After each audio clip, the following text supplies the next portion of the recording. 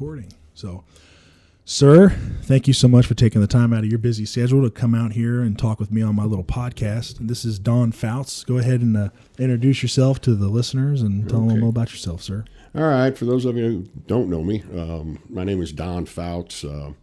I was station captain out at 92s for about 13 years. Spent almost 25 years with the Greenwood Fire Department. Started in 85.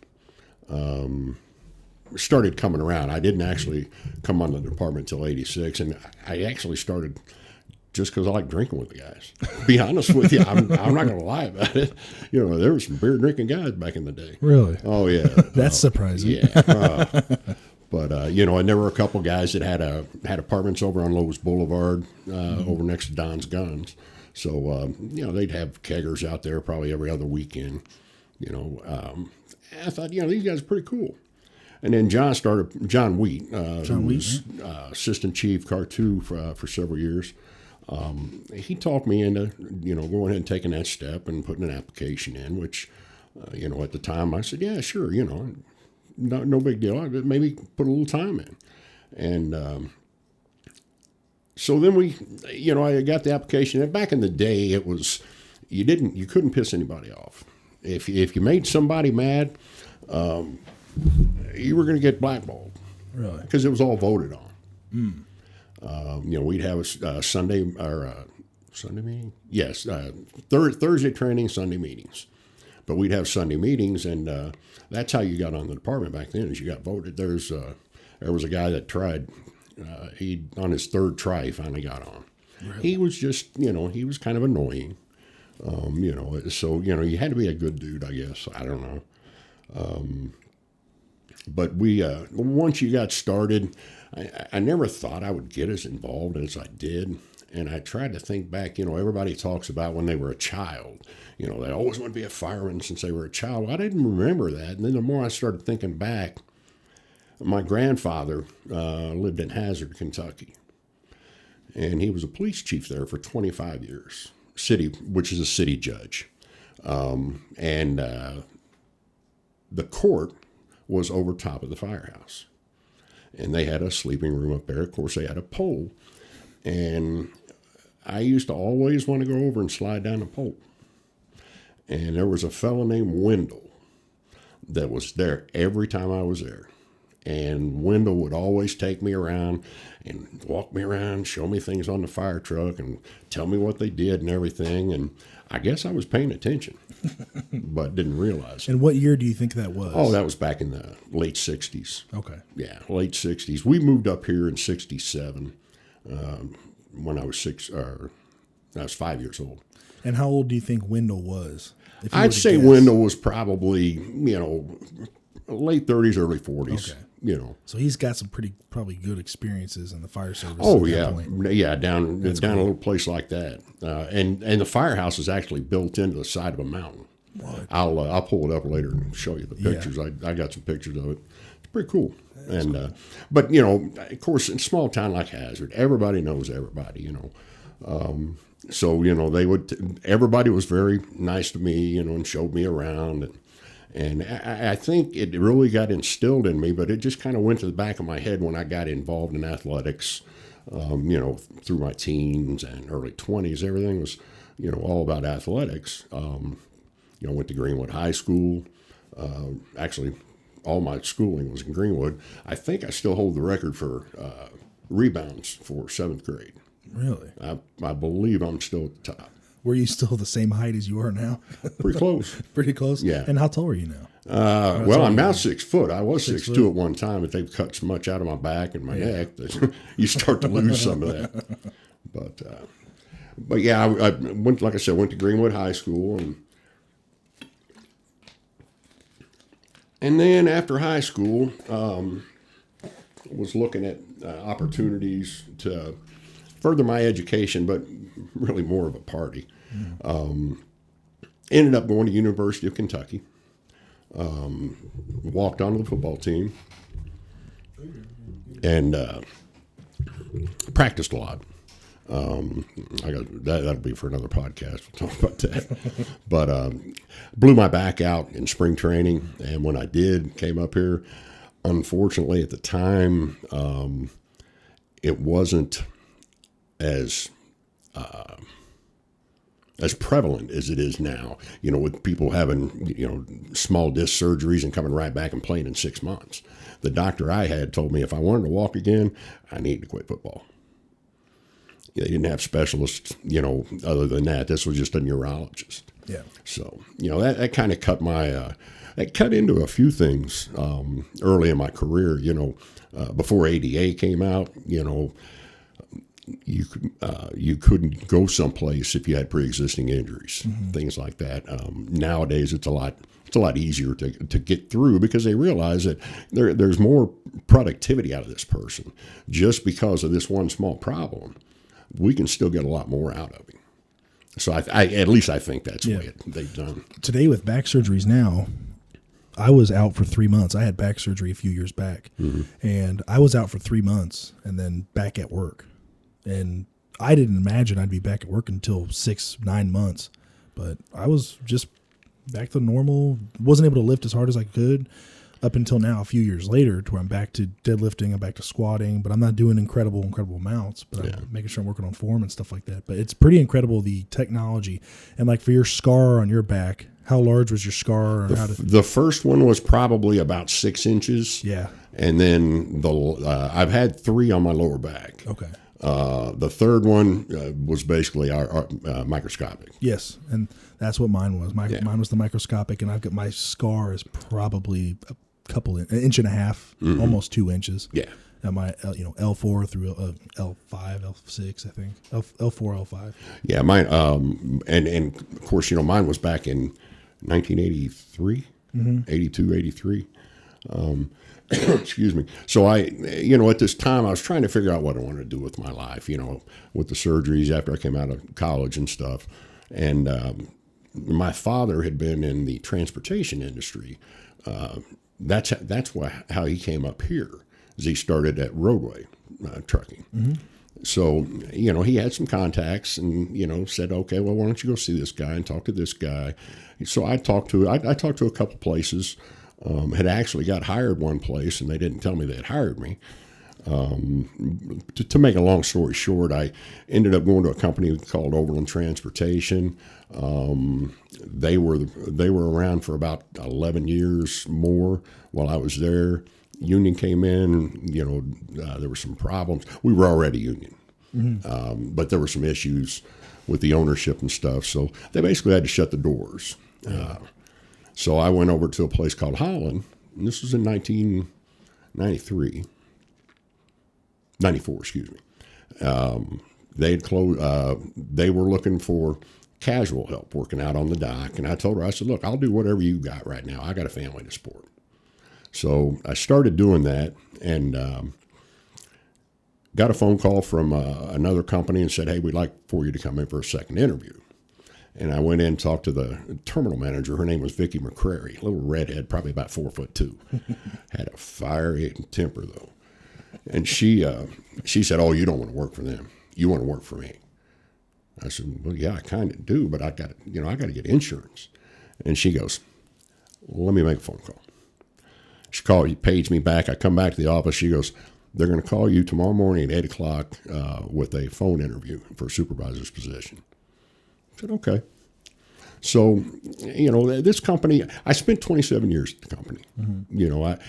I've got a loyalty, I got a lot of loyalty to me. And, there were opportunities I could have left during that time. But like I said, the company was very good to me. When I was sick, I took almost a year off and was paid full salary. Wow. The whole time because of my disability insurance. Yeah. But getting back to whenever I got started, so the guy calls me. His name is Daryl Lokers. Been with the company forever. He's, asking me different things and everything. Well, back then we didn't have cell phones. We had pagers. And I get a page from my son's school. Said that basically, please call.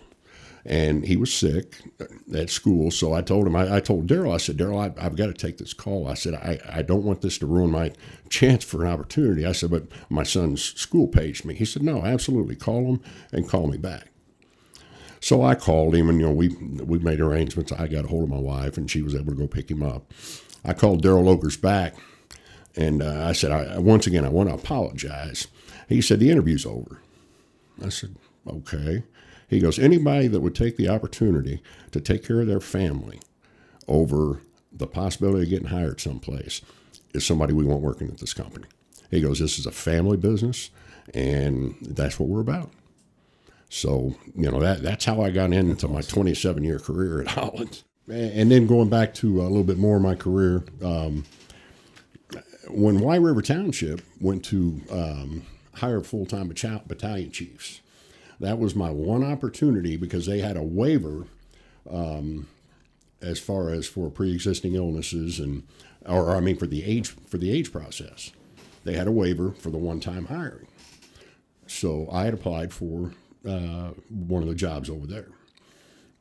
I got all the way to the psychological interview, was getting ready to get that set up. I went in and talked to my little 4'2" redhead boss and told her what I was doing. And she said, okay. 2 days later, I go into the office, and she says, well, what's it going to take to get you to stay here? I said, what do you mean? She goes, they told me whatever you said to do it. They didn't want to lose you. I said, okay, give me 200 more a week. She goes, you got it. I'm sitting there thinking, why didn't I ask for 5? But long story short, that's that basic. She goes, look, I know you wanted, this is something you always wanted to do. You wanted to get in the fire service. You're already in the fire service. She goes, but, my bosses said keep you. I said, I understand. I said, you're right. I said, I can't keep that for my family. I can't keep that money for my family. And so that was the end of my career firefighting before it even started.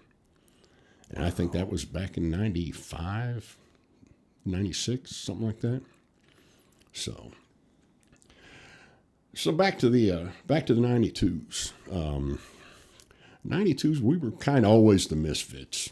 We were on the other side of town, so we never saw admin.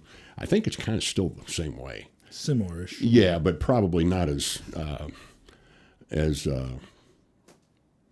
don't want to say rowdy as us, but questionable things. We'd have deck gun fights in the bay. They would start out as just, little water fights. They end up being deck guns. I mean, we'd be firing deck guns across the bay.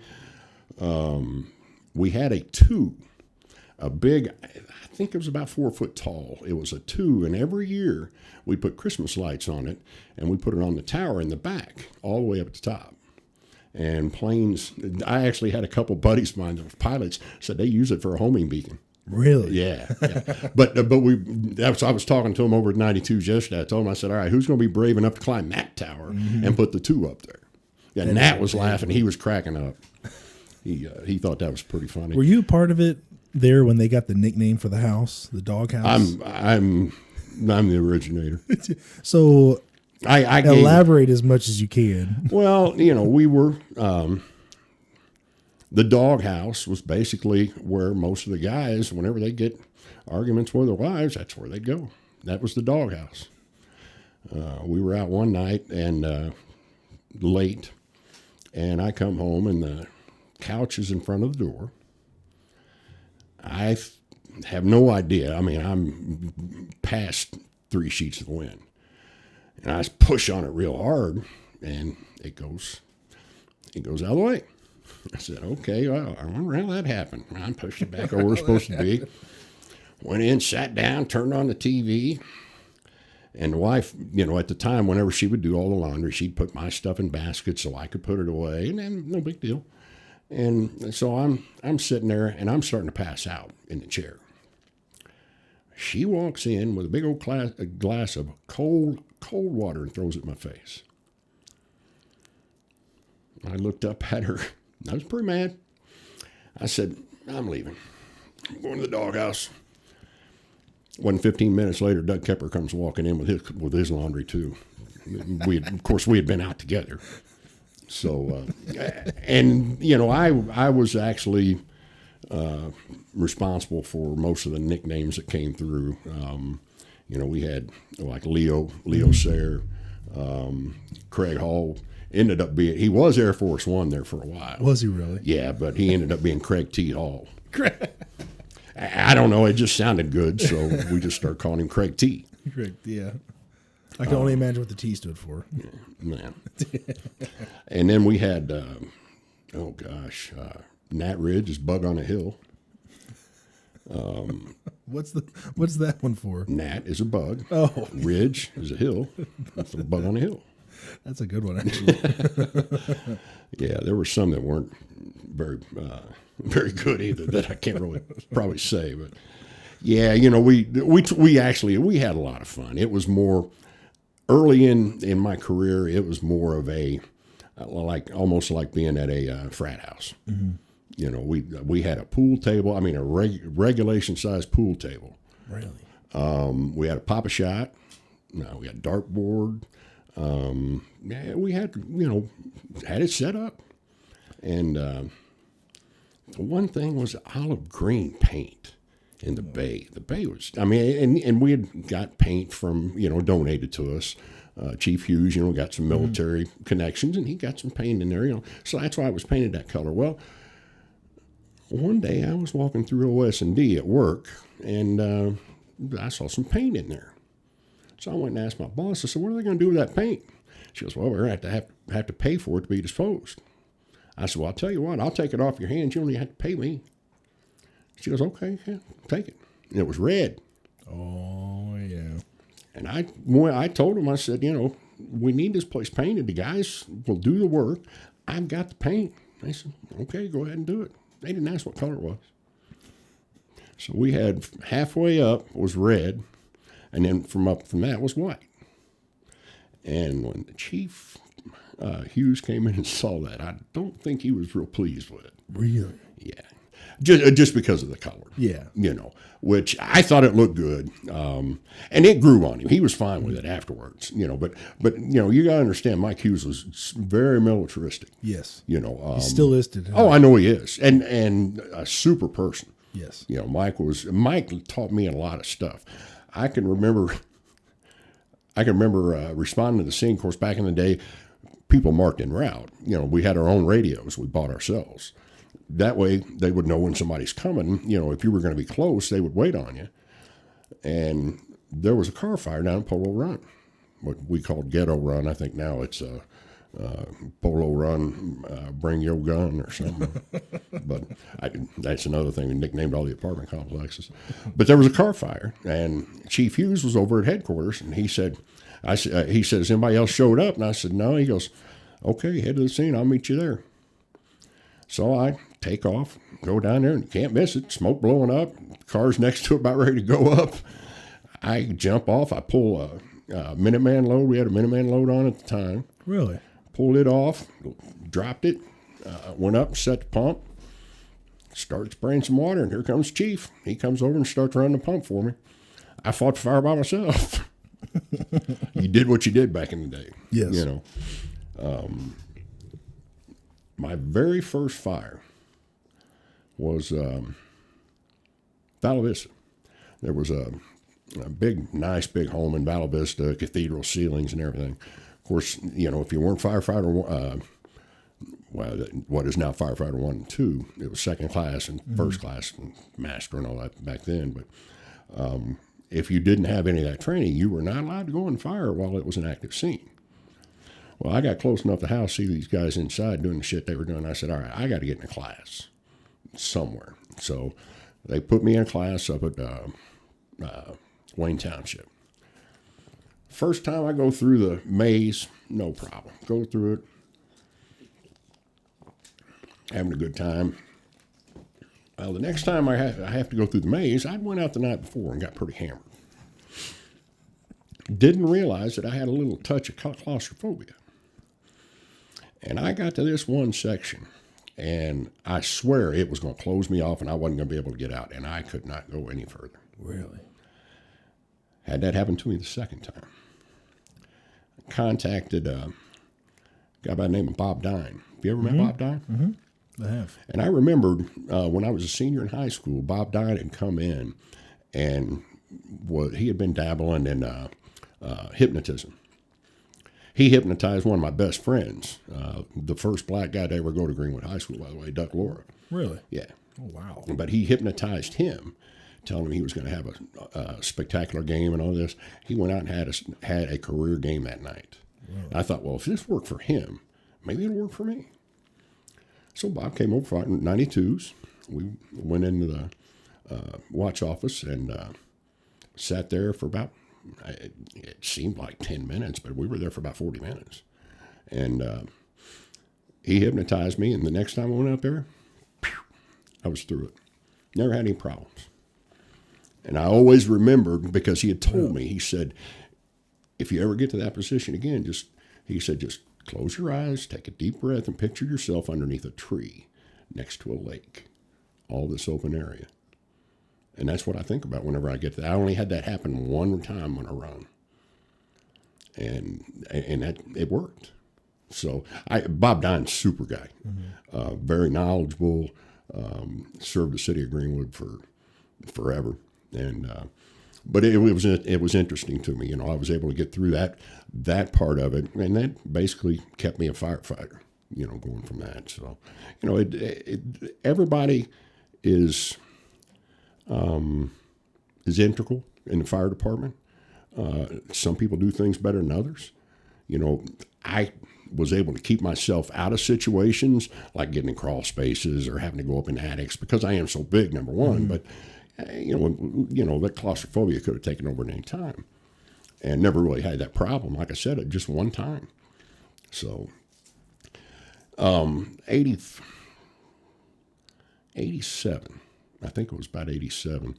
The 56, we turned it into a hazmat truck. Oh, yeah, we had to. It was only 30 years old. Only 30. We it was still only have 30 years truck. old. You got to understand, our TSU unit that we had was an old Stroh's truck that we went in and completely refitted everything. We called it Shit One. Special hazardous incident team. Shit One. Hey, it was a good truck, man. I mean, it had cascade system in it. Really? Oh yeah. That is cool. You had to do that back then, before budgets really started, coming on board. And but I was driving 56 it was a snowy day. I was by myself, of course.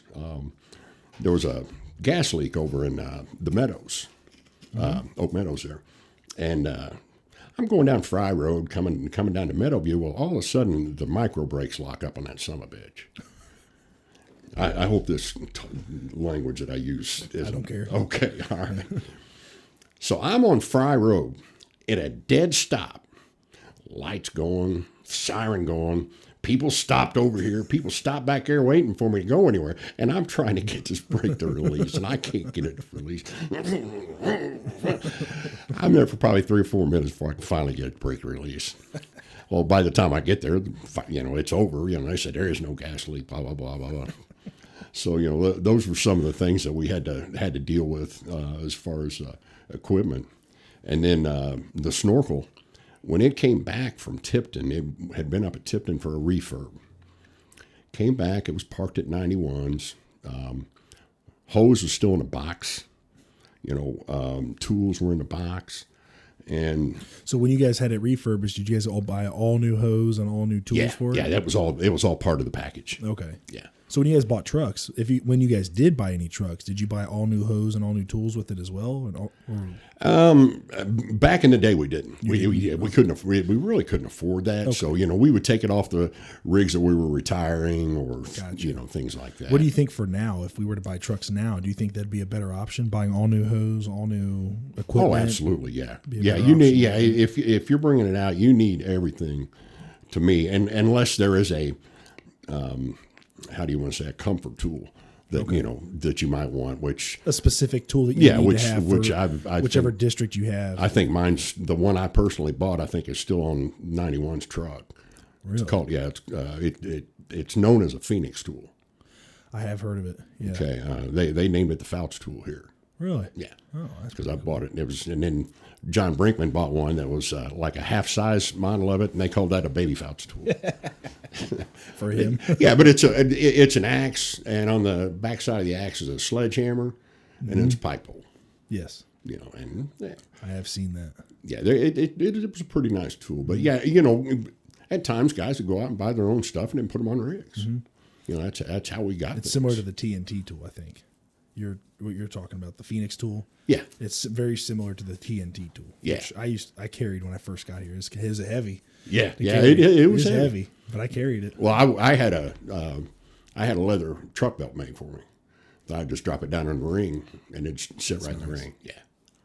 That's real nice. So you were talking about the snorkel, and you guys. So, yeah. So we're sitting at the firehouse one night, and Jeff Pine was over there, and of course Jeff came on before me. You know, so Jeff had been around for a little while, and I said, "Man, we need to get that truck over here." He goes, "Well, let's go get it." It's about midnight, 1 o'clock. Okay. We went over. Of course, Sarge was sleeping in the bunk room, and when he does, the bay door bounces from him snoring. So, you know, there wasn't nobody going to wake up. So we get all the hose, we put it up on all the tools, put them up there, radios, everything, put them on that truck, drove it back to the 92s, spent the rest of the morning putting that thing in service, putting all the equipment on it. 8 o'clock in the morning, I pick up the radio. What was it, car 5? I was car 6. I said, car 6, Greenwood, go ahead. Go ahead and show truck 92 in service. Clear. About that time, phone's ringing. Chief goes, what do you mean truck 92's in service, or truck 2? And I said, well, we came over and got it about 1 o'clock, spent the last 5 hours putting it in service. Nobody was going to do anything. And from that point on, we didn't argue. He said, okay, I just want to know what was going on. Paul Kite was chief then. Was he really? Yeah. But that's how we, you know, that's how we got truck 2, truck 92. We used to give snorkel rides down at the 4th of July Fest, and we basically started our own company. It was called Poor Dog Amusement. And yeah, and I mean we were the life of the party. There was always a line when they were shutting everything down. We'd have to go back to the back of the line and say nobody else. And I mean people loved it. It was the stupidest thing in the world to do, but people loved it, so we did it. You know, they were taxpayers; they paid for the truck. Might as well get a ride. Yeah, and it was safe. I get why insurance wise they don't do it, but I think it's so crucial to get the people in the community involved in what we do to show them like, hey, this is how this operates. Hey, if this is not operating properly, like let's take the ladder for example. In our ladder right now, if there's water flowing in it, there's not to be anybody in the bucket. If I was to take a few of the taxpayers and put them up in there and tell them that, like, oh yeah, we can't have people in here if there's water flowing, I guarantee they're gonna be pissed off about it. They're gonna be like, well, why isn't it getting fixed? Money. Like, we just don't have that for this truck. It's a very expensive truck. Yeah. I'm sure if you explain it to people of understanding, like, these are very expensive items that we complete our tasks. It's not the cheapest thing. You can't just go and buy an off brand of it. Like, you've got to get the best for it, so that way you're saving people's lives and you have firemen's lives at risk too. And that's very true. That it's crucial that, you know, that they understand, because people don't understand. You know, why we do certain things when we come up, you know, why we're not diving into the car that the person's in, even though it's up against a pole and it's leaning against a pole. You know, why aren't you checking that person? Well, I got to make it safe for me to check that person and get them out. You know, if you got lines down on that car to where it's making it a hot car now, and we had that incident. We had a lady. Yeah, I saw you guys out there.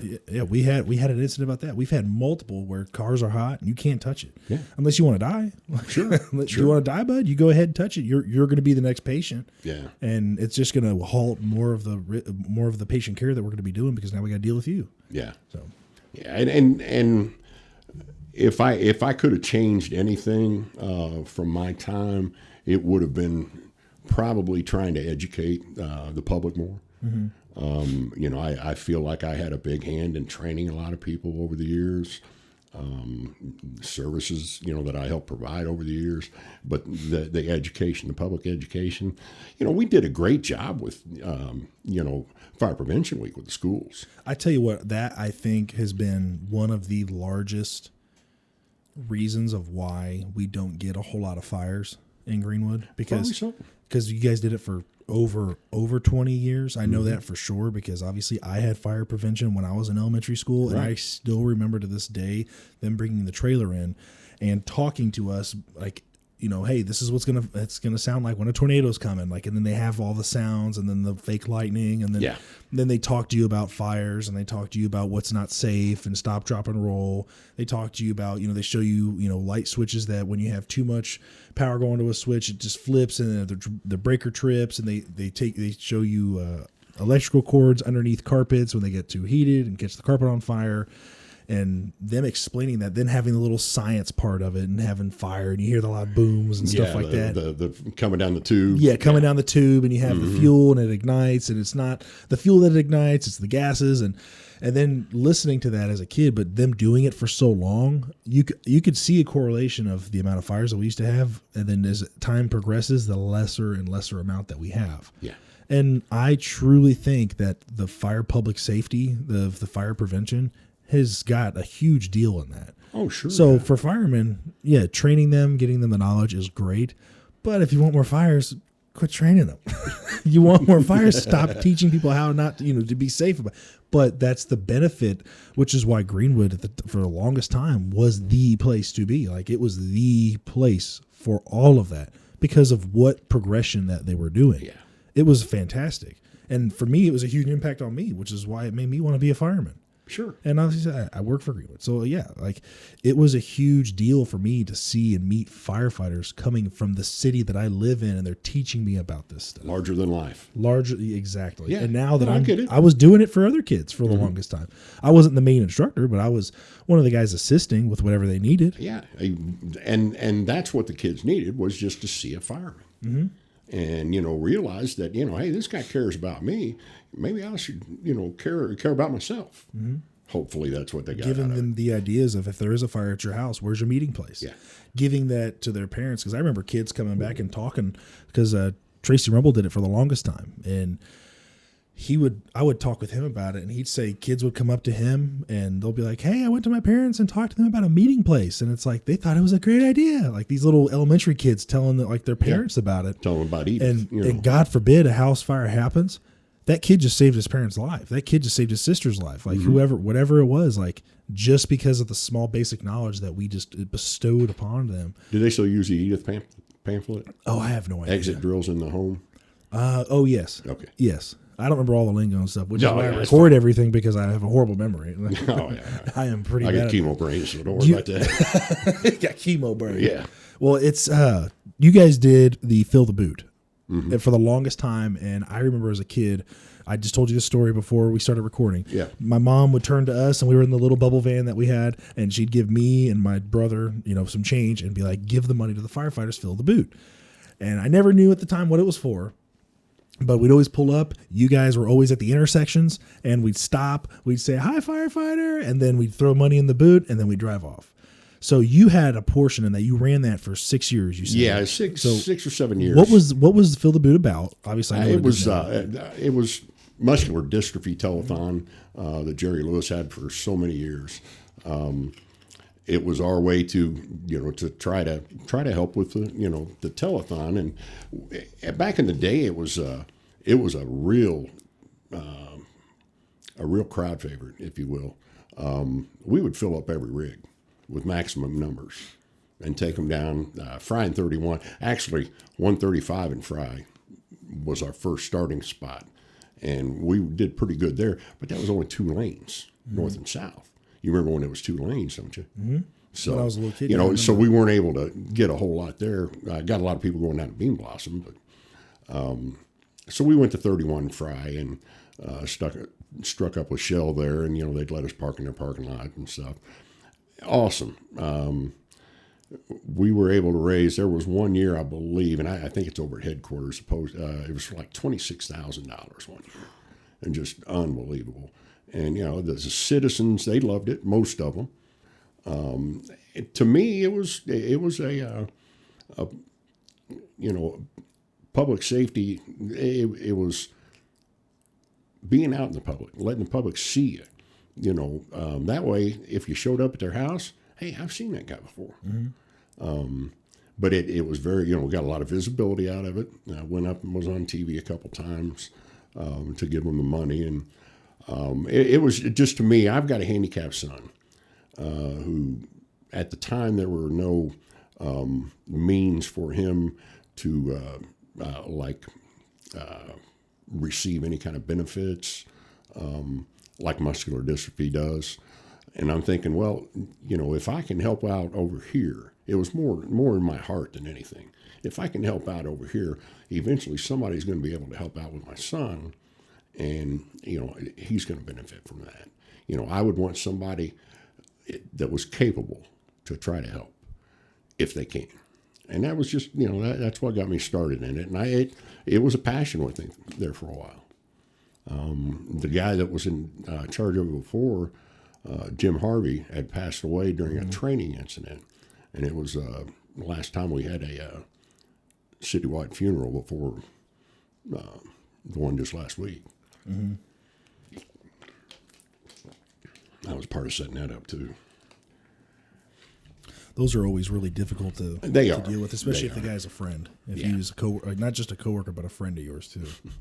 We've had to do it for a few times now. We've had a handful of guys that have passed from the fire department in the last 8-9 years, and it's just it doesn't get any easier with it. It just gets weirder to me. It's just because always weird. Because there's always, I wouldn't say always, but a lot of times there's questions. Yes. What happened? Why did it happen? How did it happen? But you don't have the answers most of the time. No, most of the time you won't. It's always been something that's just you look at some like cities related to us, and you look at the causes and what was there for us to do to change anything? And most of the time, you can't change a single thing. There's nothing you can do. Nothing you could have done. Especially for suicide, you could be there as much as you can. And from what we've seen, like obviously going on, responding on suicides and responding on people that have been addicted to pain medications, to opiates, whatever it is, it's you can only help so much. But that person's going to want to get that help too. And that's something that is so difficult. I'm reading a book right now, and I'm not getting to the part yet about suicide, but he's mentioned it a few times. And it's just, there's only so much you can do before that person has to make that choice. Yeah. They have to make that choice to want to get help. And it's the same with addiction too. Like, oh, sure. Yeah. I've had a friend that was, addicted to heroin, and thank God they turned their life around. But for the longest time, I would sit there and try to contact them, and they wouldn't respond for a few days. And I finally get a hit back from them. And it's like, yeah, I know I need help. I just don't want it. I just want to keep doing it. Until they want the help. Until they want that help. But until then, sometimes they don't make it past that. That's right. They get something laced. And what have been some of the calls that you've been on that have really stuck with you, good or bad, and you can go with both, that have really just stuck with you for your career, that it just really tugged at your heart? I'd say the one that really sticks out the most, it was called a child struck. I forget exactly where it was at. It was over off Meadowview someplace. And we rolled up, and the medic beat us there, because we were home responding, so we had to wait for somebody to come from home. We get over there, and they had already got when we rolled up, there is white stuff all over the street. It was stuffing from the diaper. Oh, okay. And, at the time I didn't know what it was. I'm trying to picture what's going on. There's a vehicle over here. The car actually ran over the child, but didn't hit him with a tire. And so I went to the back of the medic truck. I opened it up, and one of the most intense medics that I'd worked with at the time, and had been working with at the time. I mean, this guy was good. He was like a machine. He'd go in and drop an EJ like it was nothing. And he turned and looked at me. He said, "Get in now. This kid is fucked." And I obviously I jumped in and I hollered back and said, "Take the truck back," and rode in with him. And we worked the child till we went up to Riley. Went to Riley, and child had a depressed skull fracture, just numerous injuries, and probably wasn't going to make it. Probably 2 or 3 years old. My daughter was 3 years old at the time. We got back from the run, and I went straight to the house. Went in the house, picked my daughter up, and just held her. I couldn't imagine what those parents were going through at the time. When you can relate to an incident that close, it really has an impact on you. That's probably the biggest one, with the exception of an incomplete 911 call down at Getter or Polo Run. We get there and door's locked, and cop shows up and he wants to kick the door in. I said, "All right, go ahead." I think it was Maxfield, so it was. Mm-hmm. And that name. So he kicks it. He kicks it once, doesn't get it the first time. I said, "Well, you want to get that for you?" He goes, "No, get out of the way." Second kick, he gets it kicked in. He said, "Oh, let me check everything out." All of a sudden, he hollers from inside, "Gunshot! Scene's clear." So we take off. We go inside. There's a guy with a stoma, and just bleeding profusely from it. And going through, of course, we started working the guy. We're trying to, and he has lost so much blood, we could barely even get a line on him. So it wasn't a gunshot. It wasn't a gunshot. It was just a stoma that he had. What happened was, we investigated in the bathroom. He had his suction out. And we have a feeling what happened was he got that suction clogged up when he was using the suction, so he went to take the stoma out. Sorry about That's that. right. Yeah. But he went to take the stoma out so he could breathe, and when he did, it must have adhered to one of his arteries. And when he did, it ripped that artery, and he just bled out. Oh my gosh. You could see the 9 and the 1 on his phone were red, where he was trying to dial 911. And the guy was probably maybe 7, 8 years older than me. Yeah. And that went through, that screwed me up for about 2 weeks. In my head, I'm thinking, what is this guy thinking? Is he sitting there thinking I'm dying? And it got me to the point where I'd had a couple panic attacks after that. Yeah. We'd discussed panic attacks earlier. Mm-hmm. And just the fact of, I was picturing myself in his position, which I'd never done before. I'd never put myself in a position of a victim, but I had with him. Trace Rumble's on that run with me. Really? Yeah. Once you put yourself in that's something that shows a lot of empathy, and for somebody to do that, I really struggle with not doing it because it just brings more emotion to it. Yeah. And there's guys out there that I'll talk with, and they're so good.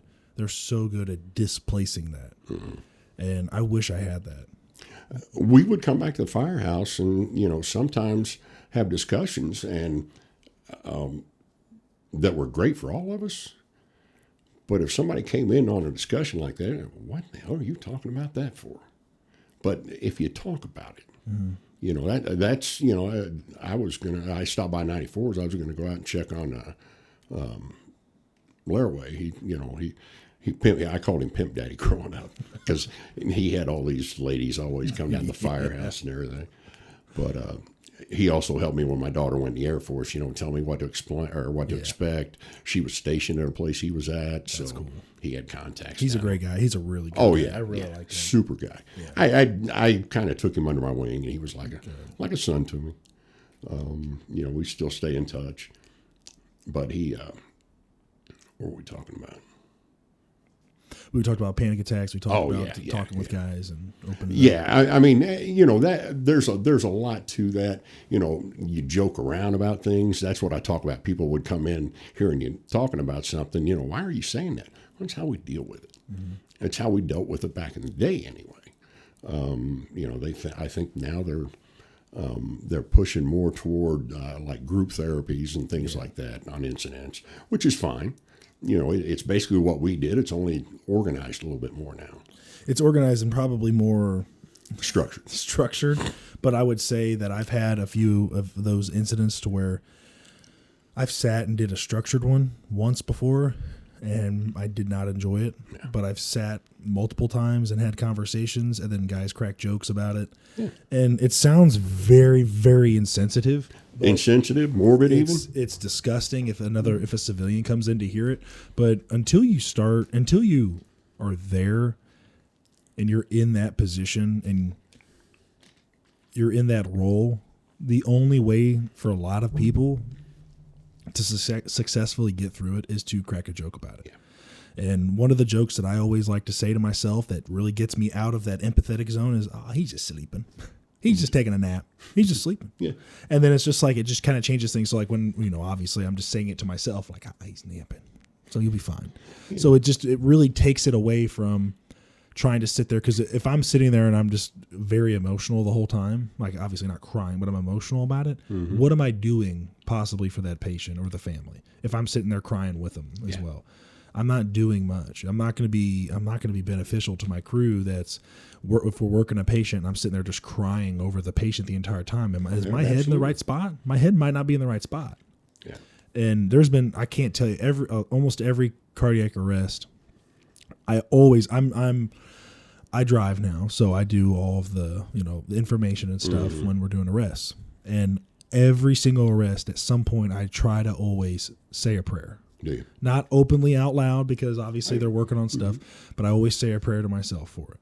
And whatever the outcome is, Lord, it's your will. Just let us just know that we're doing everything we're doing. I like that. It's interesting. And it's something that I've done on just about, I think, every single cardiac arrest. Obviously, with the more scarier runs with kids and stuff, we've been having more kids runs lately.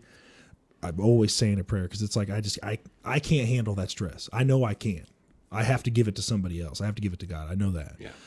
And that is something that it makes it easier for me to give it to a higher power for that decision. Mm. And it's not putting all that stress on me, and I'm not struggling with it every single day. Because, I couldn't even imagine for the guys that just have those types of runs daily. Yeah. Those larger cities. Yeah, New York City. Yeah, they're going on that stuff every day. Oh, yeah. Every day. Yeah. And, but, you were talking about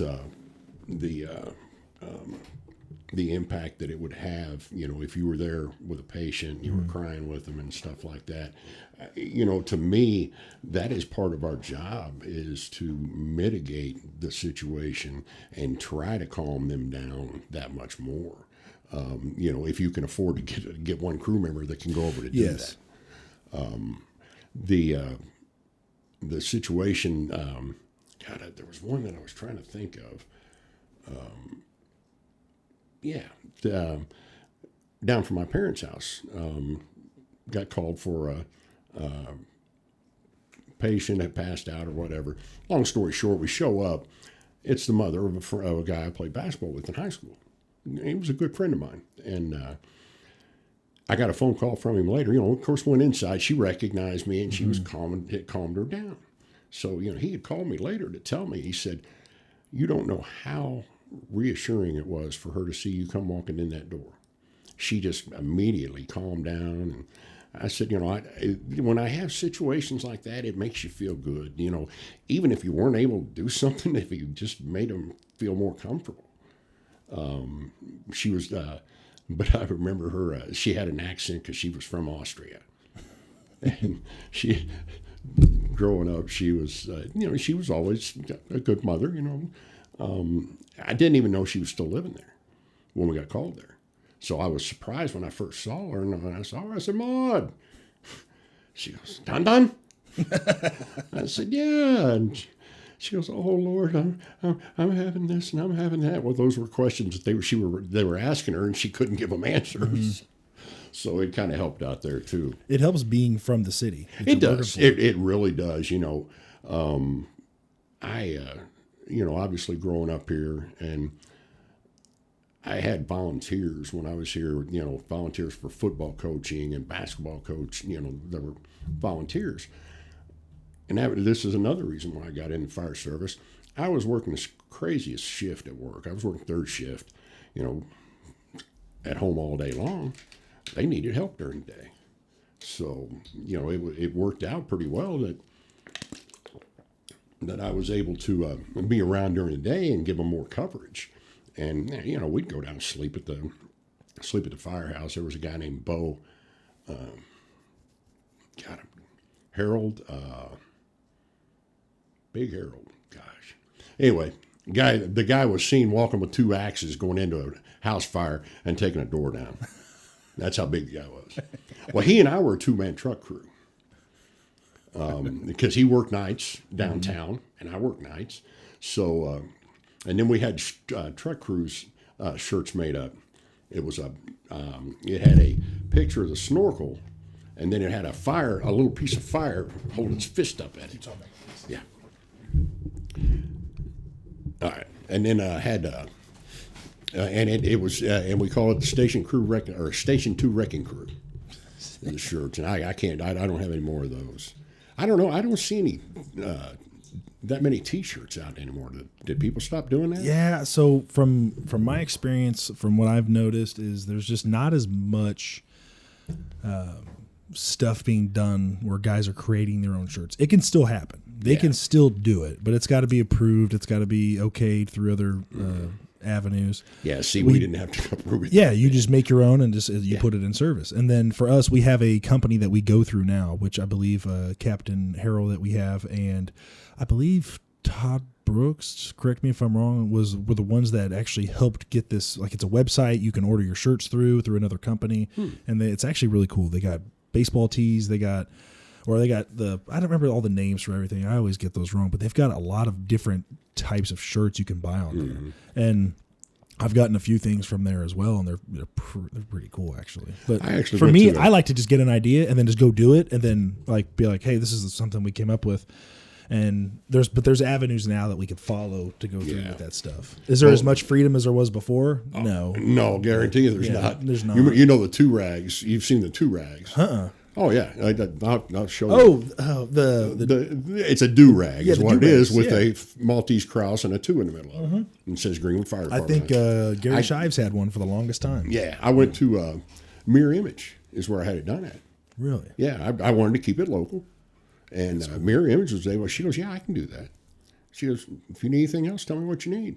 Well, I didn't get, I was pretty much out of the fire department at the time. So, but yeah, I actually started those back in the early 90s, 91. Just took a regular handkerchief and had them put on there. That's awesome. And it was a big hit back then. What has been, I'll switch it over to me real quick. You can grab your glove if you want. Yeah. What have been some of the fires that you've been on that has just been either historic for the city of Greenwood or things that have just really stuck with you in your career? 1996, we were called in the middle of the night to a fire down at, I don't know what the hell they're calling it now, Cinnamon Tree, Canterbury was county line, Greenwood Trails. Okay, Greenwood Trails. Okay. Yeah. I have an idea what you're talking about. Right there at Frying 31. Yes. Well, we're called on an apartment fire, and en route, dispatch advises that the caller advised that she can't get into the hallway because it is full of fire and smoke. She is at home with an infant, and she's getting very worried. And I said, tell her to go to the back of the apartment, to the very last room where there's a window, and wait for us. We will come and tell her, stay away from the window. We're going to take the window out, and we'll bring them out that way. Didn't grab a line going in, nothing. We went straight there. And that's what we did. My crew got up, brought the child down, brought her down. Wow. During the time, I'm instructing crews coming in. I'm telling Engine 91, grab a plug, told them where the fire was at. Aerial 93, I told them, I said, you guys come up, go to the rear of the building. We've got multiple victims on the balconies.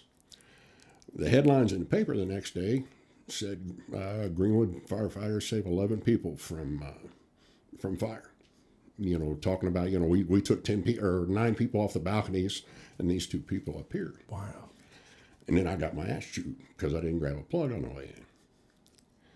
So I got pretty hot about it. I said, you know what? That's fine. because we used to have badge throwing contests. Whenever the officers would get pissed off at the chief or something the chief had done, we'd be in a meeting and everybody throw their badges at the chief. Those were fun times too. But I got on the radio and I said, Greenwood Car 6. Go ahead, Car 6. Mark me out of service forever. And the chief immediately hits me up and asks me to come to headquarters. I said, I don't think so, sir. I said, we can meet at the watering hole tonight. So we went down to Green Acres. We met down at Green Acres. And he said, look, what you did was not protocol. He said, but what you did was right. I said, then get this guy off my ass. I said, I don't need that. I don't need that kind of headache. And so, long story short, I didn't resign at the time. But there was a fire actually before that. We rolled up on, and we were first engine in. We did grab a plug, and then dispatch advised there were victims around back of the apartment. So I told them, I said, go ahead and get the line to the front door. I said, I'm going to go around and check it out back. I go around out back, and there's a chick hanging out. I mean, she was a big woman. She was hanging out of her window, second floor, smoke just blowing out over her head. Wow. And one of the maintenance workers had brought a ladder and was going to try to bring her down. Well, I'd hit the guys up and told them, I said, give me a ladder back here now. I said, I've got a Vic I need to get. This guy had this ladder up there. I'm thinking, we ain't got time. So got it close to the window. And I went ahead and went on up and got her, helped her out onto the ladder and was around her. About that time, my two crew members were bringing the ladder around. I told them, I said, put that ladder next to this because we were sagging. Mm-hmm. I said, put it right next to me. They put the ladder up. I was able to get over and maneuver her over and get her down. And then she collapsed once we got down there. Got the medic truck and got her out. Just the picture that you see somebody hanging out a window with smoke rolling over their head. It's just like, you talk about adrenaline rush. Wow. And, she made it. That's awesome. So that was probably, those two fires were probably the most exposure to the patient being so close to being injured or being hurt. I wouldn't say patient, but the victims. Mm-hmm. I think this was in 2000. We get called Christmas morning to Value City on report of a water flow alarm. Roll up. Engine I2's on scene, nothing showing. Check that. The sky is showing. Can you advise? We've got a ceiling collapse. It looks like almost entire ceiling. Water was flowing out the front because it knocked the sprinklers down. So that lasted for a while. Oh my gosh. It just snow build up and the roof. You've heard about it. You've seen it. Mm-hmm. So, which actually turned out to be pretty profitable for firemen after that for a while because Value City Furniture, in order to remain open, had to pay somebody to come in for fire watch. Well, who else but firemen off duty, making $20 an hour back in the 90s. Or right around 2000. That's pretty damn good. That is real good. Because all you had to do was sit there and read a book, maybe walk around once in a while. That's all you had to do. Wow. I used to have a fire watch job that I did. And Did it was you? just easy. Oh my gosh, it's such easy money. Oh, it is such easy money. But then again, if something does happen, obviously you got to act or be able to call 911 to let them come in because you're watching for everything. But I was going through hazmat technician class at the time. So I used the entire time that I'd work. I did 14, 16-hour shifts. Mm-hmm. I'd first 3 hours, I'd just study and just go over stuff. I enjoyed hazmat stuff. Like would I want to go out there and be stationed at 94s? No. You don't want to be a mopping globe. I don't want to be doing that. But like I enjoyed it. Like I found it to be interesting. And taking a class was interesting. I was the same way. Yeah. I didn't want to be a mopping globe boy, but I knew enough, to keep myself out of trouble and keep other people out of trouble. But it was interesting at times. That's going to react with that, So it's seeing explosions, seeing the Blevy, seeing the just kind of seeing everything how it does. Like water is going to react this way to this chemical. Yeah, like you can't hit it with water. You have to do a rain down, a bank down. You have to smack it off on the wall and bring it down. It's just like there's just so much into it that a lot of guys just don't. Either they just don't realize or they forget about. I forget a lot of stuff too. And there could be a lot of things to where if there's not that continuance of education to where we're thinking like, oh, we know it all, we're done, with extra trainings. Hey, this stuff's simple. We don't need to really go over it. It never happens here. Well, guess what never happens here? Mass shootings. What just happened here? A mass shooting. It's things you've got to be always prepared. You've got to be prepared. Like you say, over prepared. And I'd rather be over prepared than under prepared. It's embarrassing to be under prepared. Absolutely. We back in the early, was it 90 or 89? I think it was 80. No, it was 88. I think was the first year. We went up twice for the Firefighter Combat Challenge up in Chicago, and it was at Orland Park. The first year, we just wanted to compete. I mean, we just wanted to be able to finish it because we had no idea what it was. I saw a guy from Rockford. He was on a truck company. This guy's about 6'5", 6'6". I mean, you could tell he was juiced, and but the dummy was the last thing. And I saw that dummy falling on top of people as they're dragging it, and because they were so exhausted, they couldn't get out from underneath it. One of our guys couldn't get out from underneath it. We had to go and help pull the dummy off of him. This guy from Rockford picked that dummy up under one arm and jogged, carrying this dummy down there. So obviously the next year we come up, we were going to be a little more prepared. We want to be kind of competitive. We weren't real competitive, but we were a little competitive. But we took my dad's Holiday Ram or motorhome up there, 26-foot motorhome. Nice. So we were, we looked best of everybody there. We had air conditioning. We could go in, cool off, and stuff like that. And then we took it down. Then we took it downtown. Steve Don said, "Why don't we go to the Mark Plaza?" Because we were trying to find out where we could park a motorhome.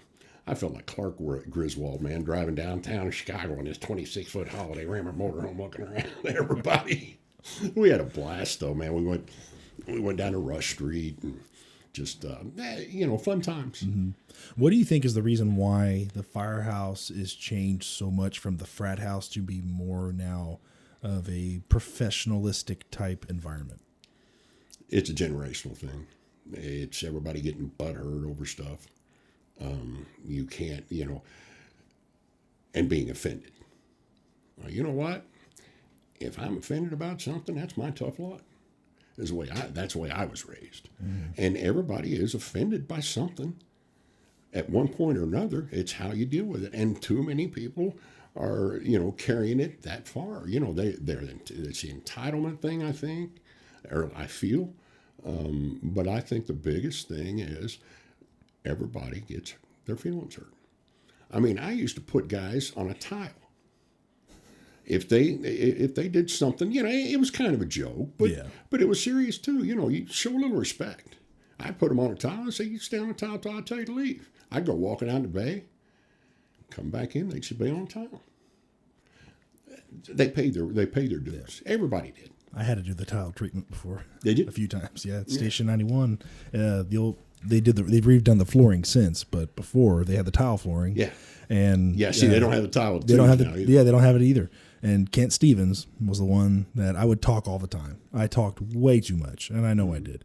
And I'd talk too much, and he'd tell me to find a tile and stand in it, and I'd find a tile and stand in it. I could not talk or nothing in the tile, and I stood there until they told me that I could leave. But it sucked at the time. Matt Davidson and Doug Kepper one day were sitting there going at it, mouthing back and forth. And I said, "I tell you what, I'm going to put an end to this right now." I said, "The two of you go out back behind the shed, have your conversation there, and when you're done, come back inside and it's over." Well, Doug Kepper looked at Matt Davidson's arms and he said, "I'm fine." Turned around and walked the other way. And Matt was civil. You know how Matt is. Oh, yeah. He'll get mad, but he'll be civil. And you can't really tell he's mad. I would never want to really piss him off, to be honest. I mean, I had him on the podcast and we talked about his career and stuff, and he's seen a lot of stuff. Oh, he is a crazy guy. Yeah, his time over Mogadishu. That was the first person I thought about calling Sunday. Really? To see how he was doing. I forgot he was off. But, he was the first one that went through my head. I said, "Fuck, my military veterans are fucking having to go and see shit like this." They've already been through it. Because Matt's, he's talked to me. He's told me some stories. Super guy, though. He's fantastic. Yeah. He is I'd say the enjoy it. officer corps that I see here, I'm very comfortable with that we've got now. But like we had talked about, I think the motivation to get better. You know, it doesn't matter if you feel like you're at the pinnacle. You never are. There's always somebody there that's going to be better than you. And you know that was always, you know, we'd go to the fair, Johns County Fair. Oh, here comes the Greenwood boys. You know, and it made you feel good. It really did, because you knew they were right. You knew that they were saying, yeah, there is a Greenwood boys, and they do the shit right. It's having pride. It's having pride in your organization. Absolutely. I mean, I made a joke, obviously, on social media, and it didn't go over really well with some people, which is fine. You know, you can have your opinion on it. Right. But a lot of guys loved it. They thought it was hilarious. I called a department junior varsity. And I called a department junior varsity, and I called us varsity. And it's a joke, but it's a pride thing. It's like, I think my crew is the best crew on our department. I believe that we are the best. That's how every crew should be. Absolutely. That is how every firehouse, every crew, every department, every police department, they should be. We are the best. There is nobody better. But then show it. You know, not just saying it and not backing it up. It's like, what are you doing every day? Oh, we're training every day. We're learning something new every day. We're not walking around knowing I'm top dog. It's I want to be top dog, because that guy's hungrier. The guy at the top isn't as hungry. The guy that's coming up is the hungriest guy.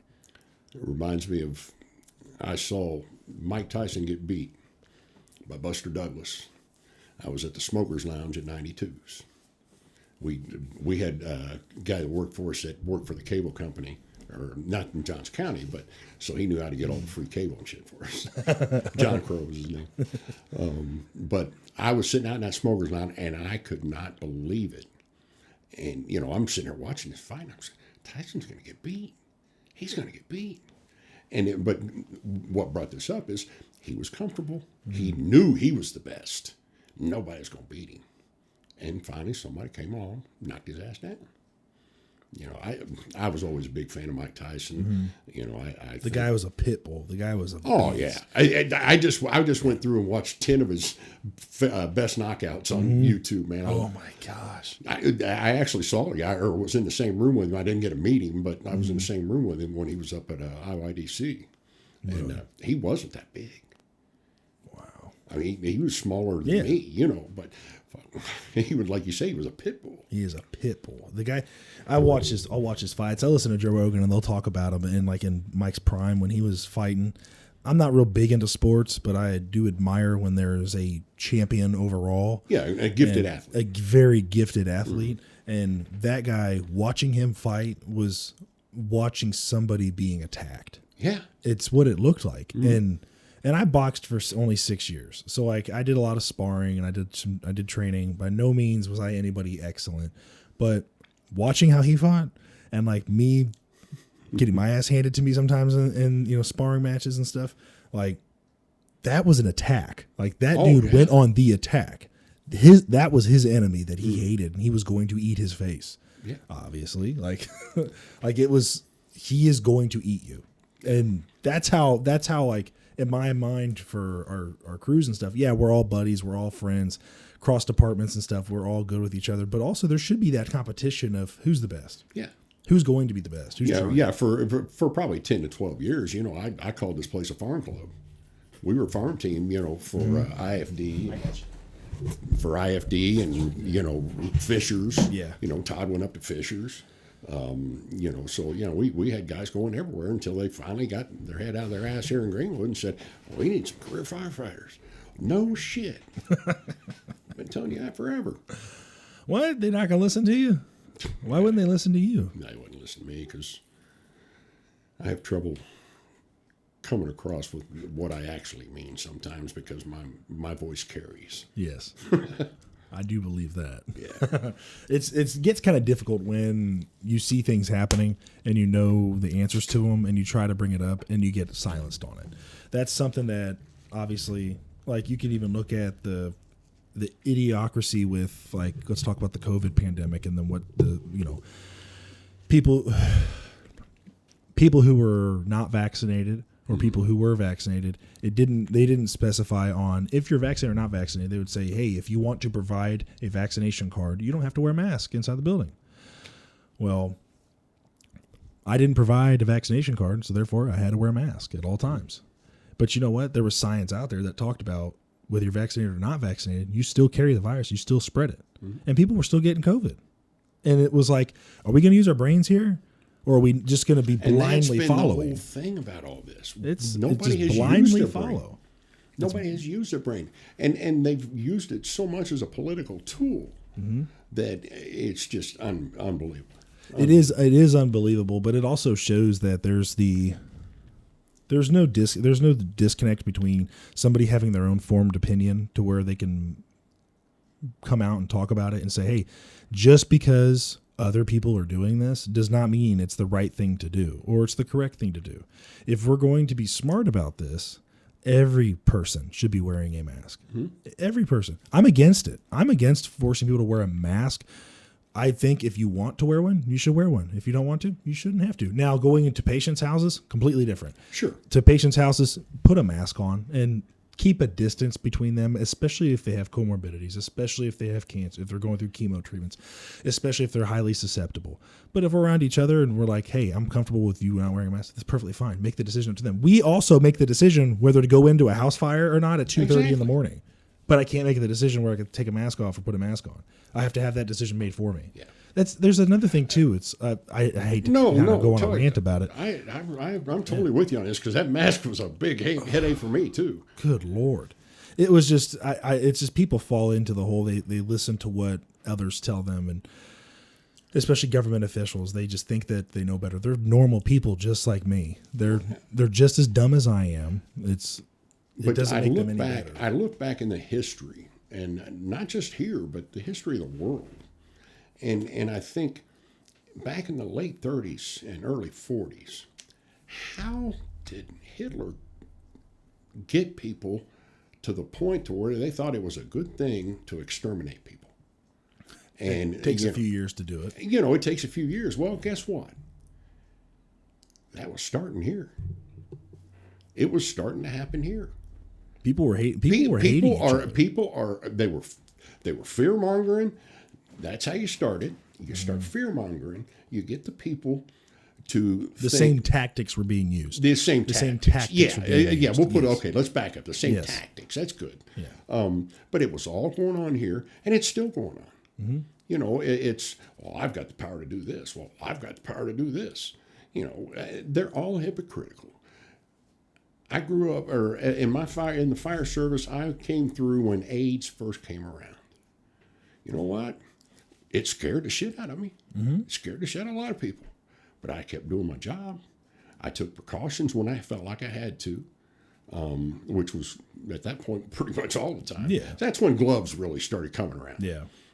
So I do want to ask, why do you wear gloves all the time? Right now, it's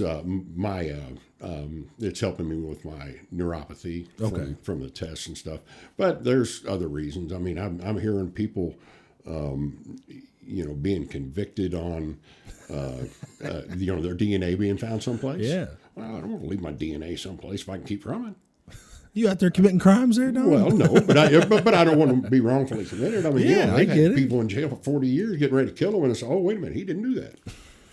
I'd say technology's pretty good now. Yeah, fingerprint stuff, but also to protect myself. If there's stuff out there, I'm not getting it on my hands. Yeah, makes sense. And I've just gotten in the habit of wearing them. Like I said, the neuropathy is the biggest thing. It's really starting to help with. So good.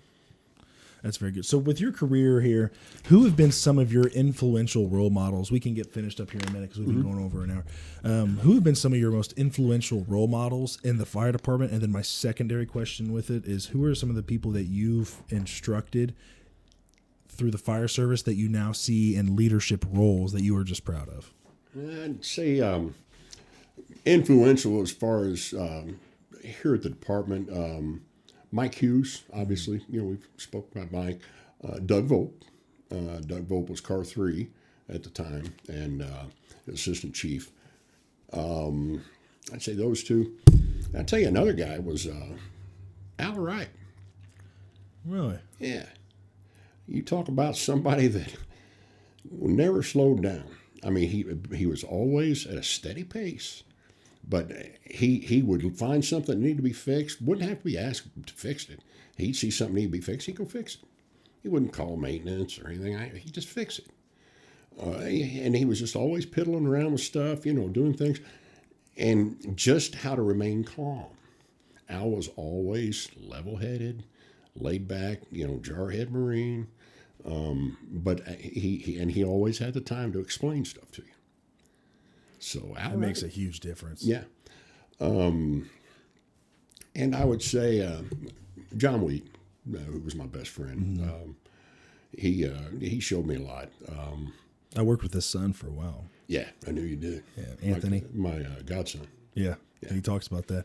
I love Anthony. I love also giving him as much shit as I can. Yeah. I always talk to him about, well, just because your dad worked here. And he's just like, shut up. I never bring my dad up, man. Like, dude, just because your dad worked here, that's how you get the job. It's the only reason why. I do the same thing with Brent Rockwell. I'm like, dude, just because your dad's a battalion chief here is the only reason why you got a job. And you said that to me because your dad's the chief. And every once in a while he gets into Brent and my mom and dad's tree, climbing in their tree because they were next door neighbors for me. Yeah. And he'd climb in a tree and goes, help me, I'm tucked in the tree and I can't get out. I love those guys to death, man. And I'm seeing a lot of that too. Now I'm seeing, legacies. Yeah. And that is one of the things I like to see here. The VIN. I work with Mike Vinn. Mike Vinn and Alex Vinn. And Alex, the Wheats, and other people with like ties to Greenwood, maybe not with the fire department. Grant Gilbert, his brother or his dad Gary. I grew up or went to school. Grant's a good friend of mine too. Is he? Yeah. I love Grant. Yeah, you talk about a man that can put a car together. His dad is the shit. That's what I've heard. Oh, dude. Yeah, he's always been. Well, John Wheat bought a fastback Mustang from him with a nitrous kit in it, and he ended up selling it to Bob Glidden, who gave it to his youngest son, Billy. Rusty. Yeah, Rusty. Billy was the one close to my age. I knew Billy. I played basketball with him, so I got to go down to the shop down there all the time. That's awesome. That was sweet, but. He bought it for Rusty and said, now, if you get a ticket, he goes, I am taking that car back. It was less than a week. And he took it, and he was ready to sell it.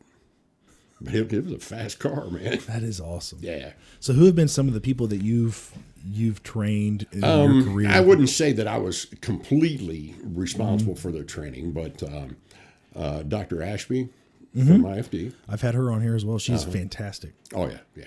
Yeah, she. I can remember her coming out of high school. Really? Yeah. She used to come over and we'd have a little poker games or something, drinking games. I'd say Stroke Race, which is Bob Finley, Leo, Larry Sayer, Subway. Jared Clark. Yeah, Jared Clark. He was my instructor for Firefighter 1 and 2. No shit. He was. Yep. Gosh, I'm trying to think who else gone up to IFD. Well, I mean, a lot of the people that are here still that were here when I was here, I was responsible for some of their trainings, obviously. That was always very, very